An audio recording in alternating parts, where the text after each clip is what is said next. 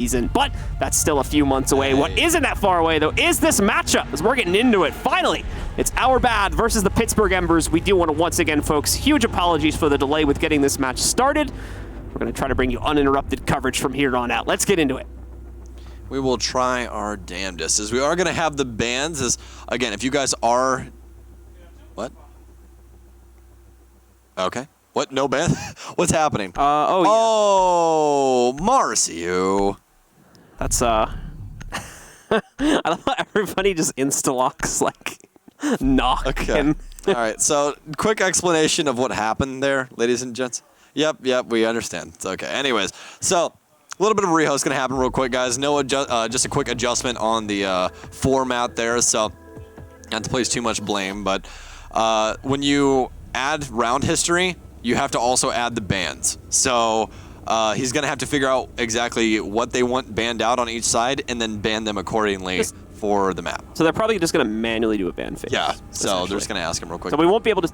So we won't see it live, guys, because you just got to confirm as well by production. So they're just going to manually do a ban phase off the game real quick, and then they'll go back in-game for the actual match. So we'll see the bans when we go into the first round. What would you ban on Coastline? I think you've played enough Siege. What would you personally ban on Coastline? What op do you think is just so good on Coast, or just so good overall that he needs to be removed for this game? I think Echo, personally. Okay. I think there's too much room for yokais to like mess with the plant on this map because it's so utility focused on execute that in the large amount of executes that result in a plant, you're going to see a smoke or even, just like a gas grenade blocking a vision pane, meaning that the yokai drone can hide in that. He can, be in the midst of it or be near it, and more likely attackers aren't going to be able to spot it.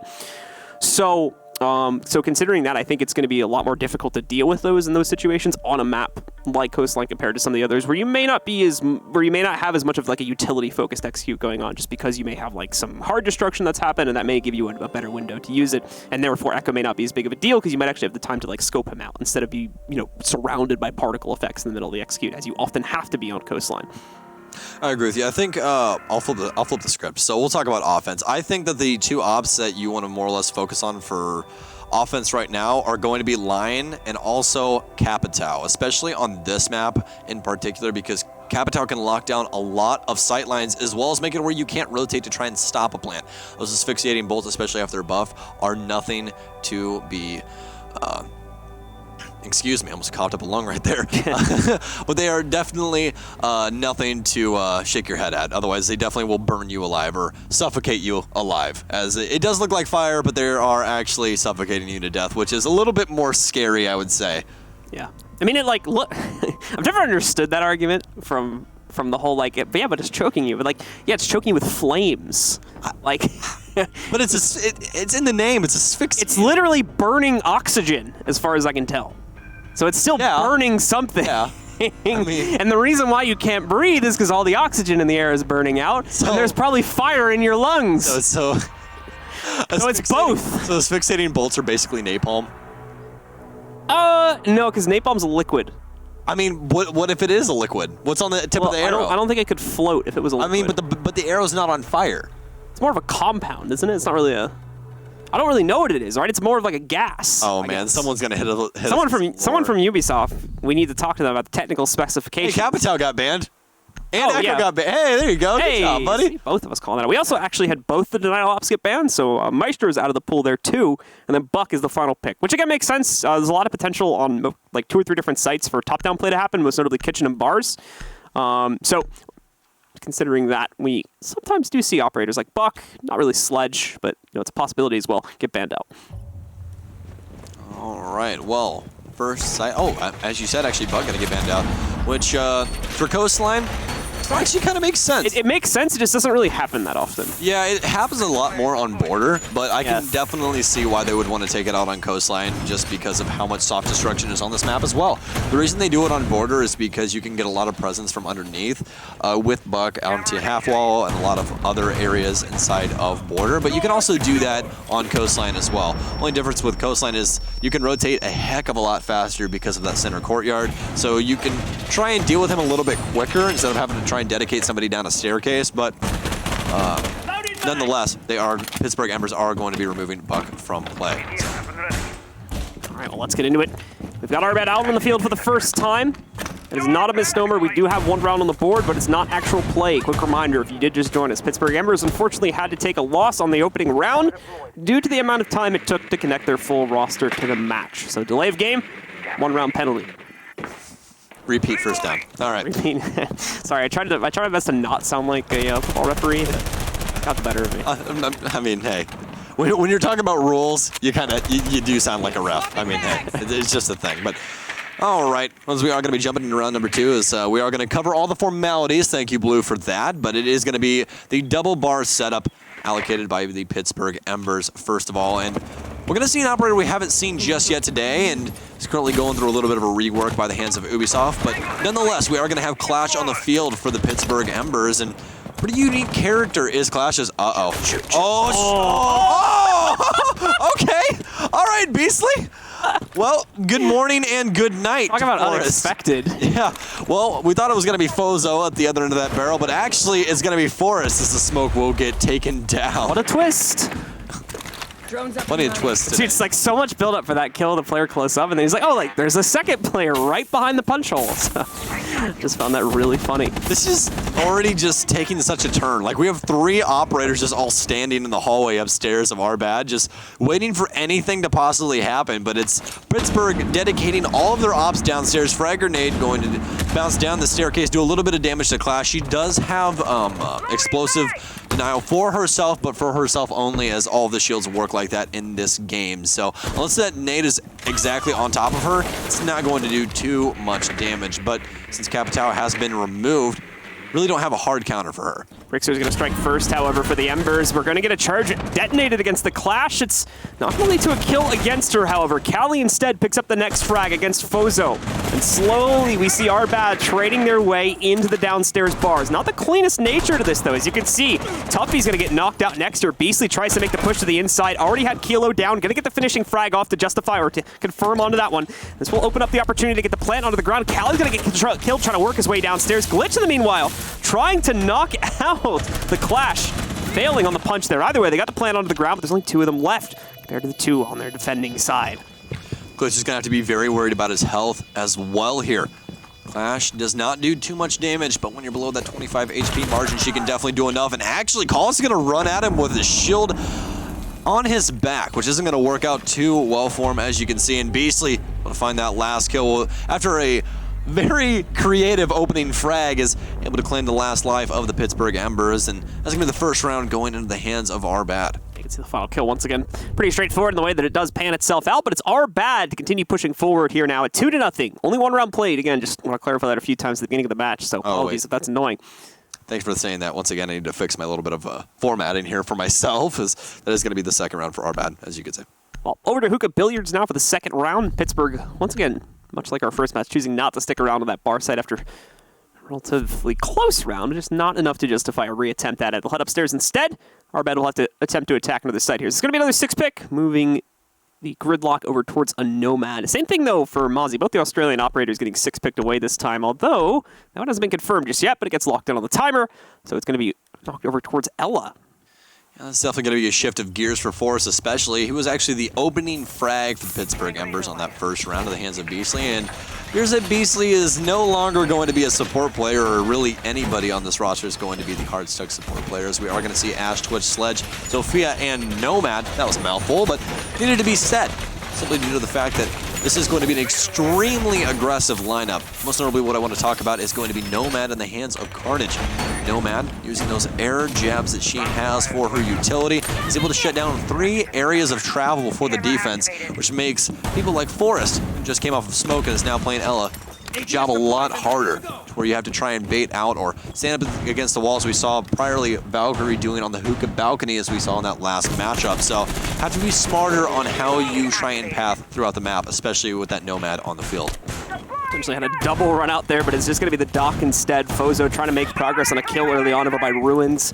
It's not going to be able to find one, though. Arbad don't line up with it, and also Pittsburgh doesn't peek it long enough for the attempt to line up. Just going to waste down the ADSs nice and early on in the round. Already knocked out one of them right there. If there's a second one, there should be 1 charge burn from it as well, but looks like it's not the case. A good lineup from Beastly.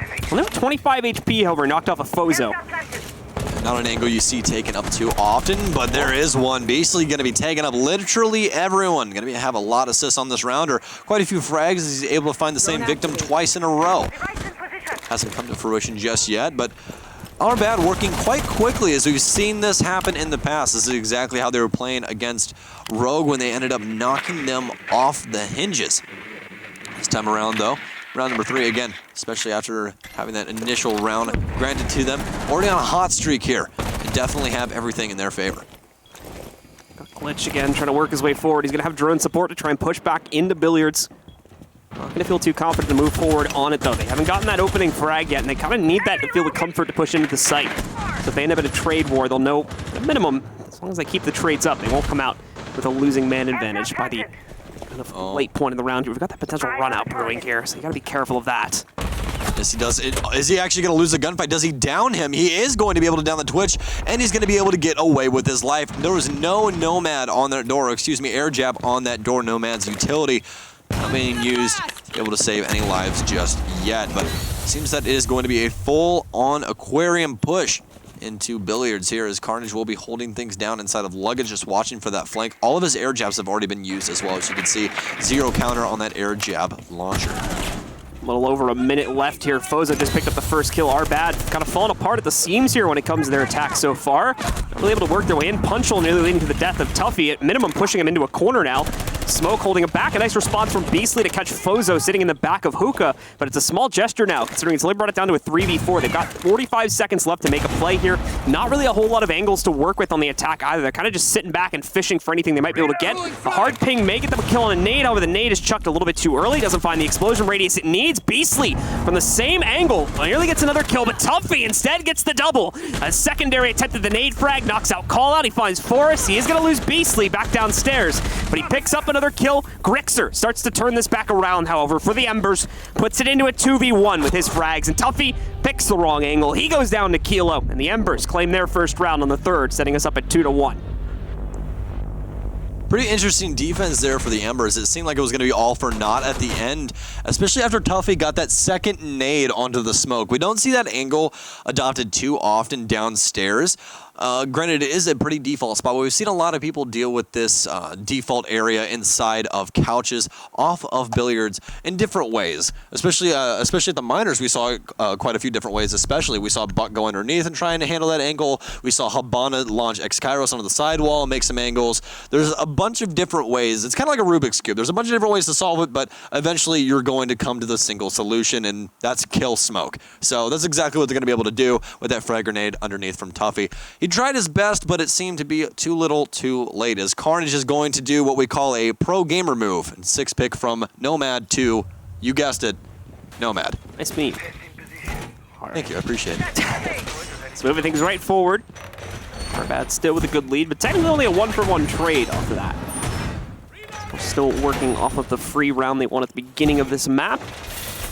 Reinforcement's going to align pretty standard with what we come to expect. Mind you, Mira is not banned right now, so there is the possibility to cycle her in for sites like Kitchen and whatnot. We're not seeing that too much just yet here from the Pittsburgh Embers. I like the difference in utility that the Embers are not afraid to bring. They're bringing the Mozzie, which, again, these Australian operators, a lot of the community did not think they were going to get a lot of play, and it always kind of baffled me, because think about this. You have a certain amount of dedicated utility to information on the offense. It's not very much standardly, because you only really have your drones unless you're going to bring like Dokkaebi or Lion, Jackal, all these other operators that try and grant you more utility or grant you more information utility. But as you can see from the offense, we don't have that. So all you have is 10 drones. And you're telling me there's an operator that can take 3 of those drones away? That's insanity. Even adding to more of the information basis of the defense, as well as bringing a Nitro Cell and a pretty damn good weapon on the side. Both weapons actually seeing a lot of play right now. The Peroni's really, really good. I prefer the Commando that he has. It's the one that looks kind of like an M4, but it's an SMG variant instead. But besides that, they're also going to be bringing Alibi as well, which Alibi's been in the game for quite a while, but just a refresher course for some of the viewers that are a little bit newer here. She's got some really, really weird uses. A double-placed Nitro Cell, actually, a bait, possibly. Actually almost destroys the other Nitro Cell with said Nitro Cell. It was almost a Nitro Cell kind of fission there on the floor. But despite that, Alibi can make clones of herself. She can make 3 of them. They're holograms. If you shoot them, they actually give away your location. It pings you 5 times within 3 seconds. Or 2 seconds, excuse me. I think Tuffy's trying to bait out some shots from down below. He knows he's been spotted. He knows they probably have vision on him, so he's trying to play carefully into that. The C4 just kind of goes off at a random point. Shouldn't have been any sound intel to throw that off or anything. There was no one else near the room. So not really sure what happened there. He's trying to phone a friend, click the wrong button. That Tuffy is going to be granted access to the hallway. Glitch is going to strike first from Arbad. Carnage as well with the secondary cutoff on the other side of the hallway. Takes down Forrest. This is very quickly devolving here for the Embers. What a shot. So winding it up for everything. It doesn't get anything from it. Tuffy going to quickly take him out. Call out. Nearly finding a first kill here for the Embers, but absolutely nothing. Arbad finally pulls the trigger and is rewarded with a flawless round here as they absolutely destroy the defensive setup there for the Embers. Yeah, it was pretty much decimation there as you saw the flawless round, as you said. So, Arbad making quick work of that, and that's all going to be dedicated to those early drones that we were talking about. So Mozzie wasn't not able to take away any information from Arbad, and those pre-placed drones really worked out well for them. And actually, we're going to see yet another operator coming out from the Aussies. It's going to be Gridlock. So we haven't seen too much play of her yet today. She might get 6 pick though, and I think that's actually what's about to happen. He's going to go back to the Nomad. Yes, he is. Okay. So actually, funny enough, we saw last week that Gridlock and Nomad are actually the most dynamic duo at shutting down a roam game we've ever seen. Oh yeah. Just think about it. It's actually insane. So it's one of those things where, you know, you have all these different. We have 48 operators in the game. You know, we have 24 on offense, 24 on defense. Yeah, that's math. Anyways, so. You get these new operators like, oh, okay, like I see her utility. She can flood a room with her tracks, and you know that's pretty cool. But then you really don't put 2 and 2 together until you see it in a competitive environment. You go, oh, that's nice. Okay, so we saw it last week on Consulate. We might end up seeing it again today, but not just yet. Nomad again, those air jabs, very good at shutting down the roam game. But here's that Pittsburgh is wanting to go with the double bar setup and opening up into the courtyard once again. So. With that being said, as we saw those castle barricades going down, not too bad of a play for them as it makes it to where you're able to rotate a little bit easier from upstairs so no one can try and hold down your rotate from the Lamborghini doorway or that lobby area. Into the round we will go. Once again, get to see if Arbad gets to pull ahead. Because of the 1 round that was given to them for free, by the way, it looks like we're still proceeding normally in terms of the round share, so still going to only have 5 rounds of play on this side as well. Teams are still going to switch on the quote-unquote 6th round instead of the actual 6th round of play. So just wanted to clear that out of the way, too, in case anybody was curious about that. We once again got Arbad into the building, already pushing their way through Billiards partway, and starting to slowly get into position to attack this site. Need to do a few more things like check the clearance on Hookah, make sure they were able to work their way in here, and when they get the cool vibes, figure out, oh, great, we got to deal with Clash again. And then that's probably going to slow things down quite a bit. It's very interesting to see how Embers holds down this site because it's not very traditional as to what we usually see. Traditionally speaking, it's either going to be a full-on horizontal hold while trying to hold down the staircases and have a little bit of pressure up top, or just being able to hold down the penthouse areas. We actually are going to start ramping things up as trades are going to start to ensue from both sides, but it's going to be Arbad fighting out on the top of the pile. You hear that nitro cell as Tuffy's going to take literally 1 piece of damage from that. Clash still going to be holding down cool vibes as well. But the reason that this is interesting is they alleviate all of this pressure up top, and as you can see, Arbad just going to walk in house, able to establish their angles, finds 2 lives off of it as well. So Pittsburgh not having too much map pressure is actually going to turn around to bite them. And Clash doesn't seem to be doing too much on cool vibes. She's more or less just a holder for anyone with a gun at that point. Round timer going to continue to tick down here. Arbad stalling a little bit despite having the man advantage. Trying to look, I think, for that 1 more confirmation to really put them ahead before they commit to anything. Well, they've got a chance for it now. They've seen the Clash downstairs, and Nay getting chucked her way. It's going to be off the mark, though. No confirmation on that, and she's allowed to fall back down to the bottom of Cool Vibes. Another spot, but Grixer gets the better of it. M590 through the metal bars, finds Tuffy. Evens this out now into a 3v3. Someone else from Arbad's going to have to try and trade that back. Still have quite a few players hiding out behind bar. There you go, Glitch. Nice lineup. Finds Grixer, gets the trade. Forrest, though, immediately sends it back. Call out. Brings it down to only 1 on Arbad. It's Beastly up against the world in a 1v2 now. 25 seconds left for him to try and clutch this out. And unfortunately for him, the Clash is going to be the first player he'll run into. Have to throw out the breaching round to get rid of the Clash. Not going to work out. Still got the second one, actually. Still both this late into the round. 1 more attempt at it. Again, she's going to be able to back up, get out of the way. not really an angle or a timing that he needs to play off of this, although he does have the good aim. Recognize his situation, just not being given anything here, man. So the timer is, wow, that was... We won't talk about it. We won't talk about it. Let's just forget the last 10 seconds of that happened, but it does go to the Embers at the end of the day. Forrest, I really hate to tell you this, buddy, but you didn't land those shots. I'm sorry. I'm sorry you didn't. Right before he shot, every time he flicked to the right. Flicked. And I was like, no, just shoot the gun. Shoot it. Oh, man. Well, a little bit of a blunder there at the end, but nonetheless, Clash is actually going to be able to win out the round there for Pittsburgh. So as we go into the last round of the offensive set for our bad, will they split or will they be able to take their round advantage and run with it? We'll have to find out as they had the top pressure that they really needed, and you guys could see how much work that top pressure allowed our bad to continue to ensue onto the Embers. I mean, even eventually finding all the way down to knocking them all the way down to 2 remaining members of the Embers, but they had to fight back out of that, and that's exactly what they did. Clash actually worked out pretty well there, being able to maintain her life on Cool Vibes, and even the Smoke being able to battle back as well. Eventually, we did see that little bit of a blunder of the shotgun, but again, nonetheless, they will be able to walk away with that round. If anything, our bad just needs to continue to apply that pressure instead of just, you know, okay, yeah, we have the angles, but we're just going to sit here and hold them until they try and do something, which is exactly what happened. Pittsburgh fought back from below. If you guys didn't know, those angles work both ways, and if you needed any confirmation of that, it's an M590 to the chest of Tuffy. Kilo gonna try to get the long-range toss up there. Doesn't end up getting detected, so someone's gonna notice something's up. Can it reach? Oh, it can. Ooh, I think that's just at range, too. So pop into that camera. A little bit too late on the toss out there. More dumb numbers that I know just because it's 10 meters on the shot of the Twitch drone. I don't know why I know that, but I do. Now equate that. Tell me what's 10 meters away from IQ's current position. I'm sorry, I work USN. I only know freedom units. I apologize. Yeah, you're right. It's like 8 feet, yeah? Something like that. Yeah. All right, so Carnage gonna work his way up. Started to the push in Aquarium. It's already got the door open, and again, we haven't really seen a whole lot of resistance here from the Embers.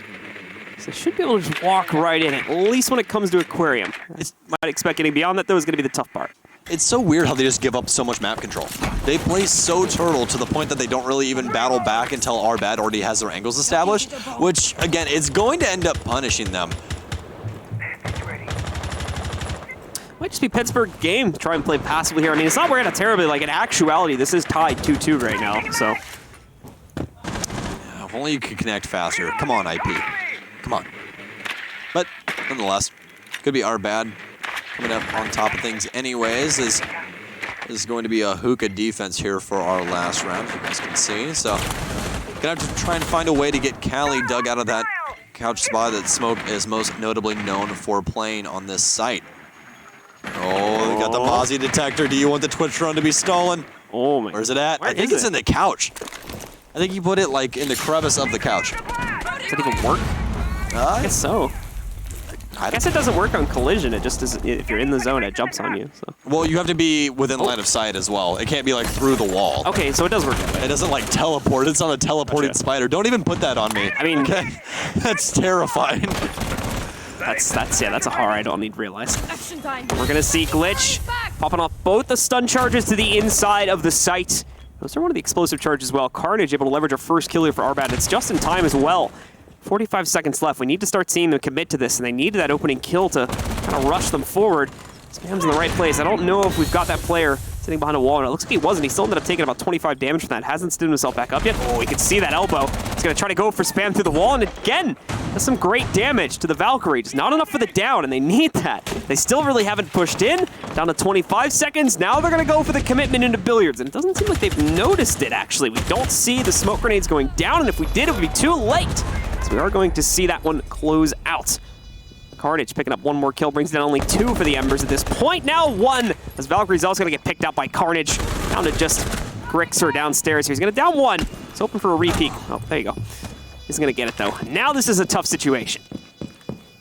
Yes, indeed. As Grixer is going to have to try and rush Cool Vibes, but Callie is going to be meeting him with that F2, and I highly doubt he makes it out of an F2 gunfight, especially with that rate of fire on that weapon. Truly insane gun, but nonetheless, there are still multiple bodies up for our bad, and Embers trying to battle back from that, just not going to happen. But that will be a round split, as our bad's going to end up 4-2 on the split, and as they will now be entering their defensive half. So, with that being said, last time around that we watched our bad on this map, it was going to be the Carnage show on defense with Jaeger, where he was basically able to just have free reign over the entire map, and he brought forth quite a few frags, especially opening frags on the defensive side of things. So Forrest is going to actually 6-pick off of the Jackal to the Habana. I assume that they were going to try and bring that Jackal, maybe 6-pick off of something else for a hard destruction if they wanted it, but this time it is going to be the Habana. I assume that they're more than likely going to be using Habana on the couch wall to try and get rid of smoke, which we've seen done before.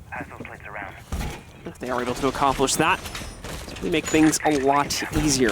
There's the round share once again, folks. See our bad just barely cutting ahead there. And once again, just to clarify, that first round not actually played out. The timer in this instance on that little symbol is in a literal sense, as Pittsburgh failed to connect to the match in time and deducted one round as a penalty. Well, split coming in now, as you guys can see. So Beastly actually putting in quite a bit of work on the offensive set, but the only thing is that he got 3 kills in the first round. So past that, as we know, well, the second round, excuse me, because as you said, because of our bad getting allocated the first round due to the delay, but he got 3 kills in the second round. So there was 4 rounds that he only had 1 kill. So again, you kind of have to look at it and go, okay, overall, were you getting like 2 kills per round, 1 kill per round, or was it more or less just you had 1 round where you really popped off, and then the rest of them you were more or less quiet? And that seems to be the case so far. But he is more or less back on the roll. We've seen him play a lot, especially on his old team, and he's going to be in the smoke position now for our bad. Interesting site selection there from Grixer to not going with the ACOG on Zofia, and instead just going with the dot site. Or actually, that's which one is that one? Is it the triangle side or is it the holographic? The green triangle. It's going to be the reflex side. It's a reflex, yeah. So still, interesting. Listen, what time is it? You don't get to mock me. It's 4:25 in the morning. Everyone uses a hollow. I just call them all hollow sites. So I mean, yeah. Like the last 3 people we've clicked to have had hollow sites. Look, blame Pangu. He was one of the hollow site's the best. It's the absolute best. Which, I mean, he's not wrong for a lot of people. It's all personal preference, man. I don't even care if you use a red dot. If you get frags, that's all that matters at the end of the day. I mean, Skies hates ACOGs. Absolutely hates ACOGs. Barely uses them. So they're slow. Who needs them? I mean, you say that, but we've seen a lot of damage come from ACOGs. Listen, a lot of damage. It's slow, but it's effective, you know? Never said it wasn't good, I said it was slow. Either way, they're going to pop open the bar wall. Hopefully should knock Smoke out of his position, or at least give them the opportunity to do so. Carnage is going to try to make some plays downstairs. We just saw him break down that wall, so we might try to run through kitchen and get up a position against these guys. More droning presence going to work its way in against our bad in the meanwhile here. We're not seeing a whole lot of action come in from Carnage specifically, just kind of hanging on a bar downstairs. But at the same time, the Pittsburgh Embers haven't really started their attack too much either. 0 damage on anyone from the Arbad roster. To be fair, same issue for the Pittsburgh Embers. But map control for Arbad is looking very lax right now here. And got these guys moving in for an execute here now. Trying to push their way into A. A lot of presence used, including the line. Kilo, Grixer, all getting kills to start this one out. The plant is going to be going down as well. Fozo with another pickup, and wow, 4 straight.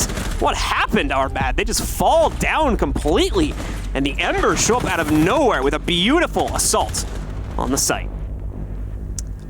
I hate to say these words, I really hate them, but it's a very beautiful use of Lion right there to be able to lock down literally everyone in sight after they got all the information and execute them accordingly. And by execute them, I, in the literal sense, mean execute them, because that's exactly what just happened. So, again, Fozo's more than likely going to ride this ship the entire time through this offensive set, and it might end up bringing them back in this game, because Pittsburgh on their defensive set, they played all of their defenses completely utility-based. They were not trying to get overly aggressive, not trying to get too frag heavy. They weren't trying to lean on lead. They were trying to lean on utility, and they're going to continue to do that with their offensive set as well.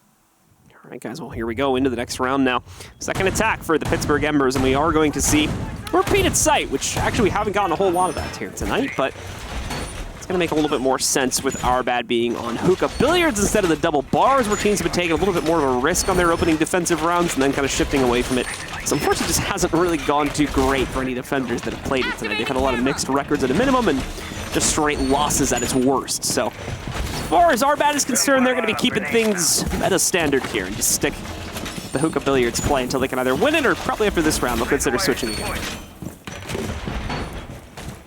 We'll have to see if they have an answer at all for Fozo on this line. It seems like it might be toughy on the mute, try and put those mute jammers in positions where you can possibly move, as well as some ADSs to stop those stuns, because that's exactly what wrecked Beastly the last time. That man was, I mean, it was basically like I was standing in front of him. That's how wide it was. It was insane. Unfortunately, in a situation like that, not much that those defenders were going to be able to do. So they get wiped off the map pretty quickly. It was all happening so fast, too, so I imagine comms from Arbad was at a pretty much bar minimum there with how quickly everything broke down from essentially, you know, going from nothing happening to that in just a couple seconds. Glitch, in the meanwhile, takes a peek against the Lion from the Pittsburgh Embers. That's Fozo nearly losing his life, but the same can be said for Glitch. Only ends up with 50 HP. Should have picked Doc in this instance. He's not going to be able to bring that HP back up to 100. All right, well, let's get things going here in round number 8. Information base is going to come out for Ember once again, as we already talked about. Seems to be that they are leaning more on utility, and yes, it is going to be the reflex sight. So you did get it correct. I was very scared that we were going to flip back and it was going to be a hollow sight instead, and it would just absolutely ruin your day. So like hollow's obvious because it says it. Red dot is obvious because it's its name. This one, you know, just got good reflexes, man. All different. And plus 25% to your reflexes. There's no easy recall for the name of the site, so. A triangle doesn't immediately mean reflex to you? Come on. Oh, green. It's the green triangle site. What is this? That's what it'll always be for me. Peasantry. Our wall gonna get popped open once again by the attackers to hopefully give them a little bit more room. There's the Lion ping. Okay. Looking like it might have got 1 or 2 players on ping there. I don't know if that's coming from a drone or not. Oh, either way, Fozo is gonna be able to snipe out Glitch to start things out. Cali though finds the response, and there's the nice shot from him. Drops the diffuser by taking out Kilo and call out Fozo, though still trading. Still keeping the Embers in this round right now. They're not out of it just yet, but they are gonna have to roll back, pull the attack away. Pick up that diffuser once again if they want to resume this, as they're still going to have to push it from Aquarium. Actually, maybe not. The thing is, they're going to have to commit so much pressure back to Aquarium to get the diffuser back, they might as well. But in theory, it's far enough back where they can kind of just grab it and run. But I don't think they're going to feel confident enough to do that, considering how much Cali wrecked the guys on Rappel 20 seconds ago. Correct. I think that it's going to be Fozo acting as the Kindle for these Embers. As Cali's going to have another gunfight, yet another headshot. That's going to get him the triple kill. Fozo trying to get aggressive on the cool vibes. Actually going to end up losing out the gunfight too. Tuffy with that SMG-11. Beastly, though, to clean it up. As it's going to be all left up to Grixer alone as he gets taken down. Arbad finds the counter to the Lion play here on Hookah Billiards. Cali with a nice bait against the Lion there on the second charge as well. Knew his opponent was probably going to try to push him off of it, so just gives him exactly what he wants. Gives him the intel, stays mobile since that ping isn't as actively updating as it was before, and off of that, gets the kill. Really solidifies the round for his team. Great heads-up play. It's a cruel plot to gain your confidence. So everybody's like, yeah, Lion. Can't counter him, man. We got to sit still. Nah. Just shoot him. I'm just gonna peek him. Yeah, I mean, hey, that's a great counter for Lion. Just kill the man. Like, just do it. I feel like with the way that Embers is playing Lion, it's kind of like how it used to be in comp when Thermite was the only hard breach. If you kill him, the round's just essentially over.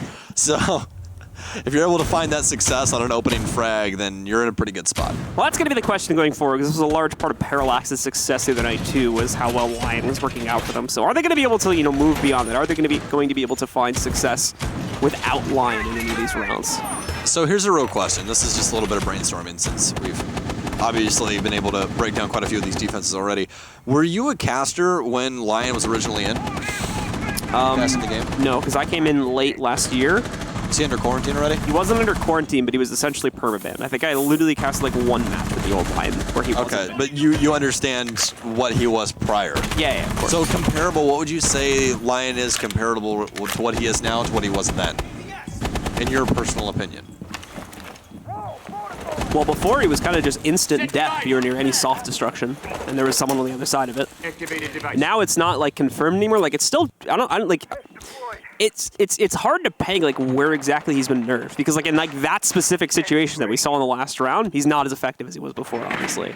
But beyond that, he still finds the intel just as easily. He just doesn't, and you know, it happens quicker now, right? It's a process. You used to have the 3 seconds to recover. Now you only got a second and a half, I think, is what the timer's set to.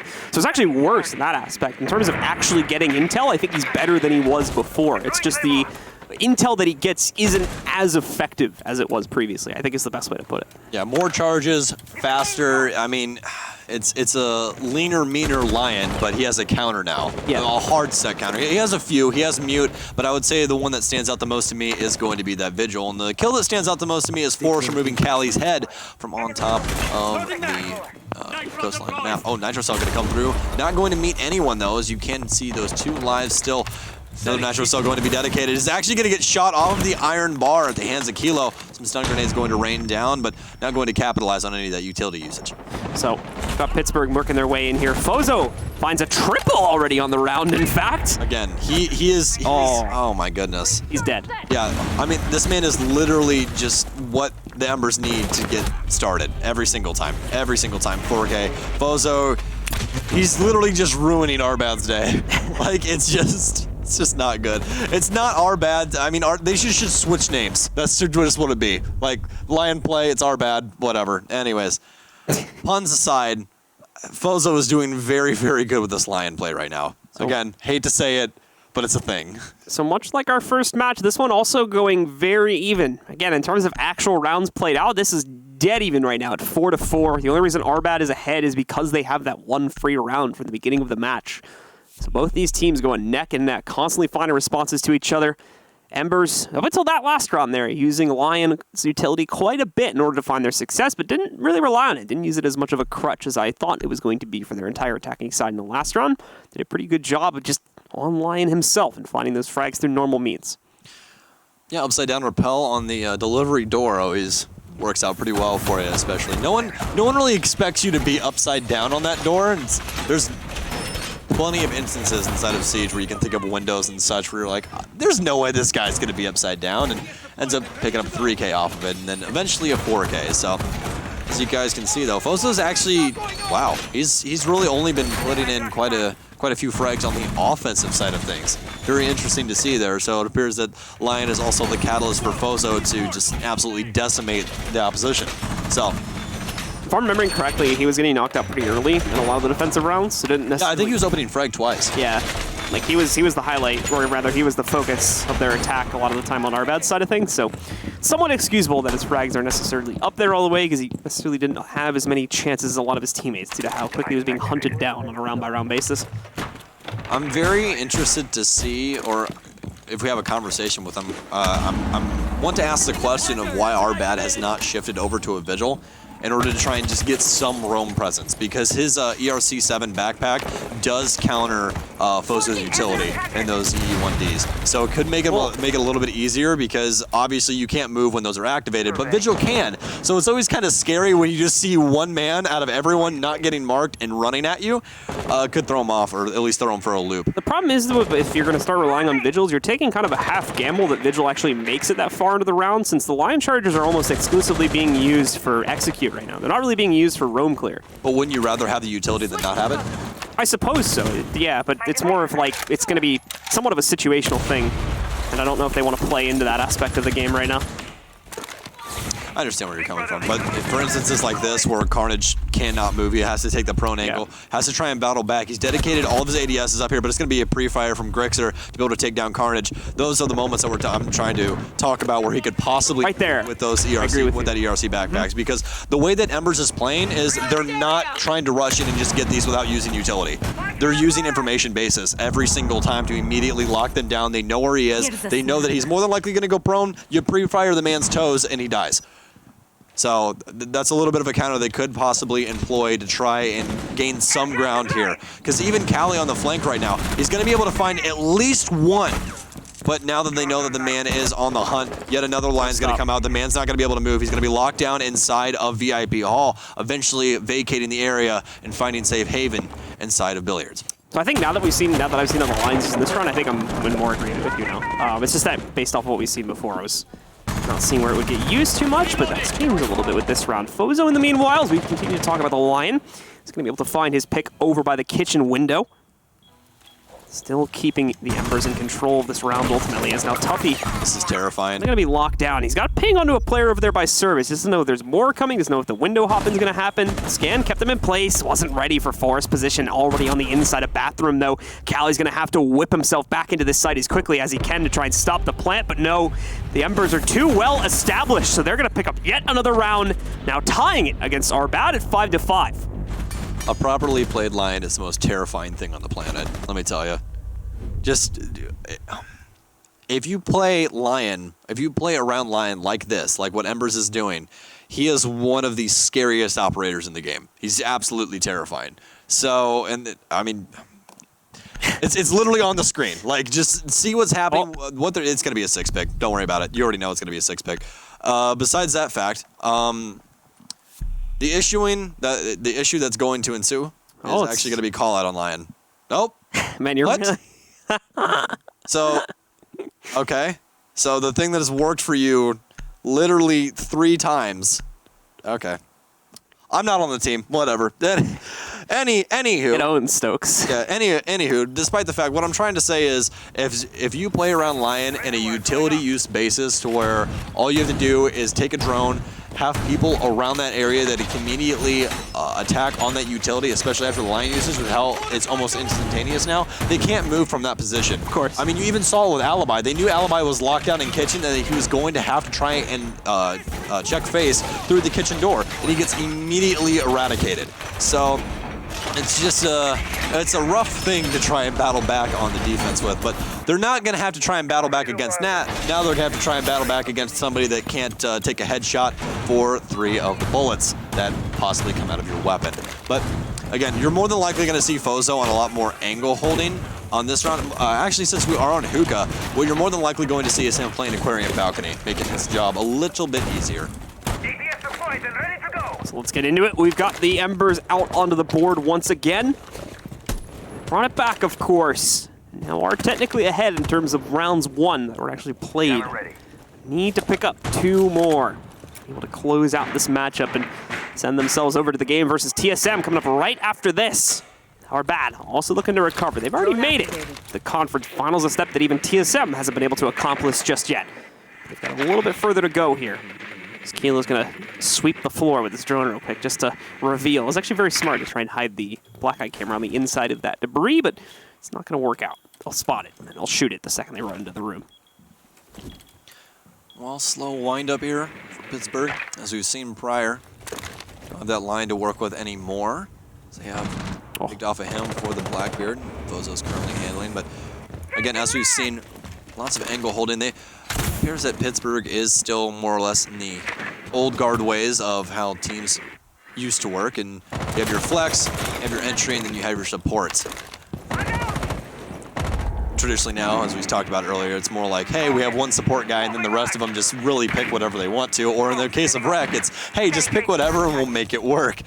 But in the hands of the Embers, it does seem like we have hard-stuck roles set out for all of these pilots that we're currently casting over in this matchup. VIP seems to be the take for Embers is, again, still pretty slow goings here for the team. All 3 flashes out now from Forest to try and open up a window for the Aquarium players to push back in. It has not worked out. Glitch able to shut down the first one. Kilo out of the run, and Grixer looking for trades here at the 90 hallway. At the same time, Forest trying to push. Good chance he gets traded around the corner. Remember, Grixer's there to support. They've got a good 2-man system set up here if Arbad try to get aggressive at all, which now they are. Fozo is able to take out Carnage. Well, they didn't catch the player in the corner though. Forest is going to be able to walk right through, picks up another one. Run back as well here, so they've got another player down in the corner, and ultimately Fozo with the final pickup will close out on the round for the Embers as they now push ahead past Arbad. Just 1 round away. They've only got 1 chance to do it in regulation here to close out. I feel like one of them's got the stream up and they heard how much I was talking about them using line. They're like, oh, we'll show them we can do it without line. Which they did. That's fine. So. They did. Hey, and they had a really, really damn good round off of it. I'm not even going to lie about that. So it seems to be that Pittsburgh goes more or less with a constriction kind of offense. They try and get everybody pushed back into sight, try and put everybody inside this tiny box, which we talked about earlier. You want to try and battle out of that, want to try and get a little bit of aggression, at least get a pick, make things a little bit easier for you to rotate around, because once you get inside of that small box and there's no way out, it's just you have to win one gunfight and get immediately traded and just hope that your team can win the trade game. And in that instance, our bad definitely did not win the trade game. And so now it's time to see if they can win the trade game and potentially this final round for them. Or maybe not. If they can carry it forward, pick this round up, take us into overtime. But meanwhile, though, you've got Fozo and Grixer. Grixer quietly as well, absolutely destroying things on the scoreboard right now. Callie's up there also at 11-7. But it's been Fozo and Grixer that have been bringing out a lot of the play here for the Embers to push them ahead. Well, this is going to be the 5th time that they've played hookah billiards. So we'll see if they can find success this time around. They found success once. That was on the 2nd round of their defensive set, but they haven't found a single round since. So they need to find this, otherwise it's going to be the Pittsburgh Embers going up against our TSM squad with the likes of Bolo and Merc on it, as we saw from earlier. But before that, we will obviously have a little bit of an interview with Ever, our winner will be. Despite that fact, though, no more Lion. Going to be still on the Blackbeard here, as they feel like that is being a little bit more successful for some odd reason, as we did see just true annihilation with the Lion prior. But, I mean, we even saw that with the Blackbeard, so it appears that our bad just definitely not having the best of luck on their defensive set. Not at all. And it may be the end of them here. They came very close. They've already made it, and if I remember serves me correctly, it was like on this map they beat Rogue too. Yes, they did. So you would think they'd show up again with just as much power this time to knock out the Embers, but not so much on the defensive side of things. Pittsburgh bringing a lot of heat to the table, at least on this half. I've definitely not seen a team in a while that is this slow to wind up and then things just burst out and everyone dies. I haven't seen that in quite a bit. For quite a while, it was called the Vitality Effect, just because it was, okay, we're going to attack in the last 10 seconds and just hope it works. But even they have more or less went away from that. They still have a pretty slow attack where they'll drone things over 3 or 4 times, but they've gotten a lot faster at it. Whereas the Embers more or less get their information basis and just slowly push back every single operator and force them into a turtle setup, and then just try and eviscerate the entire setup. But as of right now, it appears that our bad is falling for it yet again. We'll see if this time they can possibly fight out of it, but it is going to be the exact same attack from Embers, just mirrored over into this match point round. Still working on droning at this point here too, so Embers trying to get some last-second intel. They go in, they are able to find Rook sitting behind the bar instead of Hookah. A few more players going to get found out as well. Looks like they're able to isolate out of the smoke with a mute position sitting in the corner right over by the inside of Billiards. So a lot of player positions known. We just need to see the follow-through happen here for Pittsburgh. Where are they going to push themselves into the site? They don't have a whole lot of time left to mess with this here, and they're going to start things out with a push against Glitch. Won't work, though. He's going to pick up the first kill, gets a second, too. He has lost 2 of his teammates, though, so it's evenly traded, but ultimately the Pittsburgh Embers are falling apart at the seams here. Enough, though, to keep it into a 2v2 as Glitch finds a 3rd pickup now. If it serves me correctly, Grixer looking to finish off the player in Hookah, but he's going to be able to survive for a little bit longer here. Foot shots constantly hitting these guys, and Grixer coming out with the pistol shots to find 2 kills at the end of it. Gives the map over to the Pittsburgh Embers. We're going to see them move forward to face off against TSM, and for our bad, it's this time going to be their bad, as they'll be knocked out of the run this week. They'll have to try again next week to qualify. Well, as we've seen in a lot of fighting games, slow moves usually mean a lot of power, and that's exactly what Ember is going to prove yet again, but this time inside of an FPS, as we are going to have Grixer with 15 kills, and again, that's short 1 round as well. So they were short of that initial round, still able to come out on top of it. But Pittsburgh Embers overall looking very, very good on their offensive sets. They only let 1 round slip through their fingers on that half. Gonna have to be careful on the defense, though. Definitely some like hit or miss style plays from them there, but we don't want to harp on it too much. Was still enough ultimately to nearly even out the playing field, as they just fell slightly short. 1 or 2 of those rounds and could have ended up 3-3 at halftime instead of the 4-2, and ultimately or bad, still have that +1 advantage. That even that wasn't enough for them to close out the map on. So big congrats indeed to the Embers, who we're going to see push forward into our final match of the night. Yeah, very interesting matchup, and I think it definitely goes to show you how good a team can be in their own right. Because again, a lot of these teams we've seen adopt to the newer form of playstyle inside of Rainbow Six, which is flexibility. That's the underlying tone. Right now, especially with the likes of the Pittsburgh Embers, that's not really what we're seeing. We're seeing everybody have their own set thing that they do. You don't see like Smoke going to Jaeger going to whatever have you, Castle, bunch of different operators, obviously. But the main thing with that is that it still works, guys. It still works. A lot of people are more or less going to that, you know, we want the gunfights, we want the face checks, that's what we want, whereas these guys are leaning more on utility, and it's kind of refreshing to see at the same time, but at the same time, God, Lion is so dangerous, it's ridiculous. If I was on a team right now, man, I am banning the hell out of that op. Yep, we've once again seen the power of Lion in this matchup, and you're probably going to get to see it in our final matchup, too. There's no reason why they wouldn't use it against TSM, so they're going to be stepping up a level in terms of who they're facing out against. I mean, after that matchup.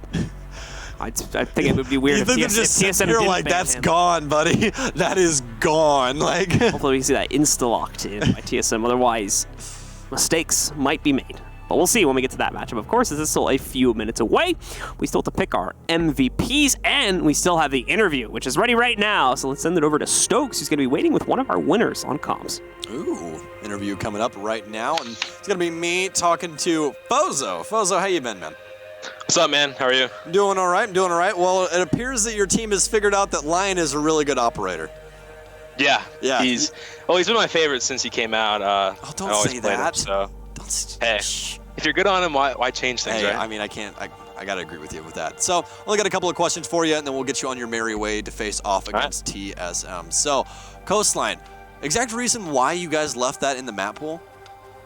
Well, as you can see, we're a very strong attacking team, so it's very easy for us to attack a map like that. When we banned Buck on them, we knew that Tuffy really excels on Buck playing from below, so we banned it on him, and then we just knew they'd struggle on attack from there on out.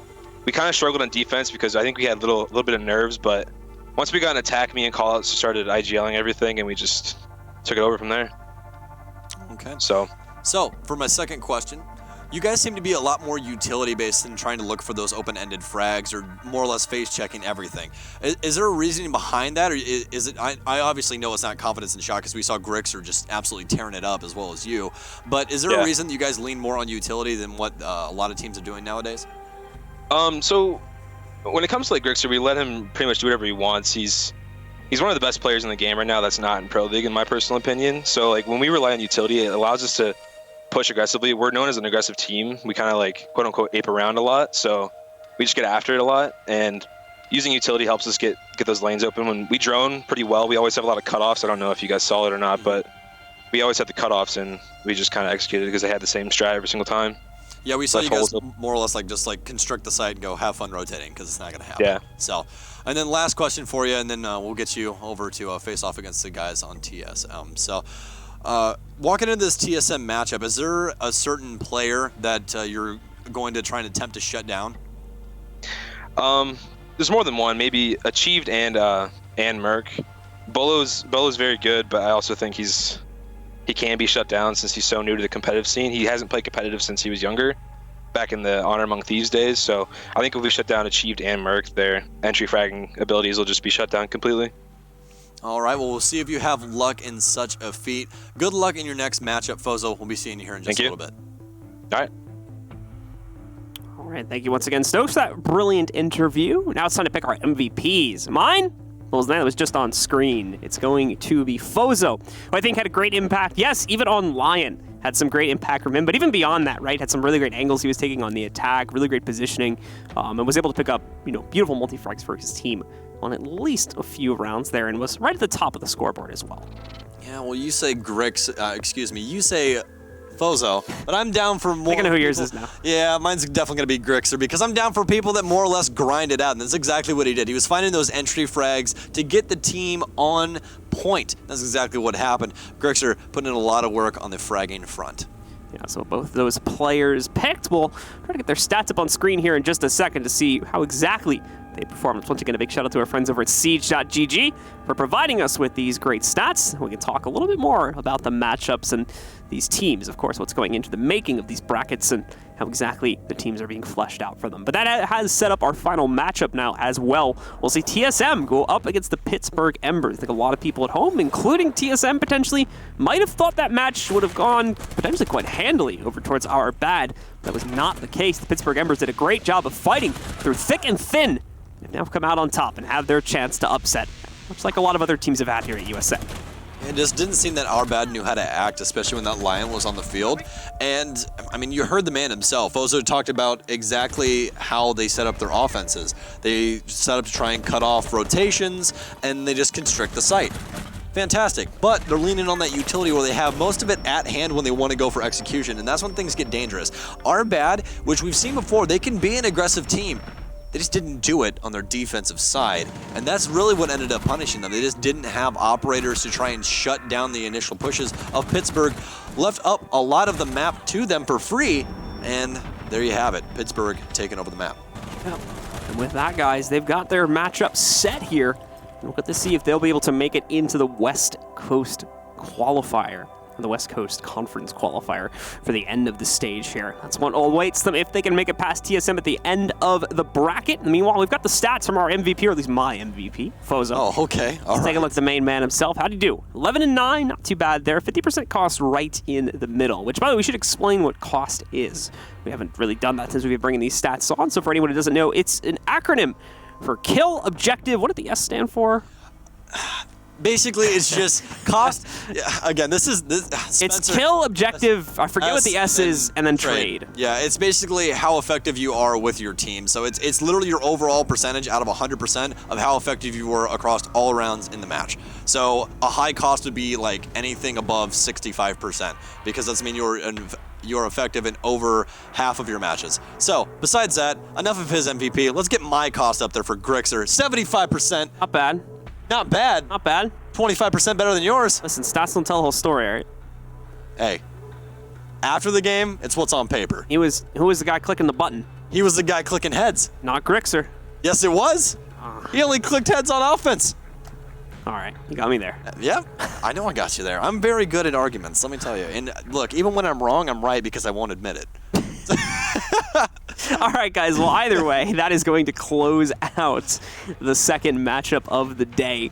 We do want to invite you guys to stick with us here as the third match, our final match of the day, is coming up in just a few seconds here. It's going to be right after this break. It's going to decide who goes through into the Western Conference qualifiers. So stick with us. We'll be back in just a few minutes with the last matchup of the night here at the USN.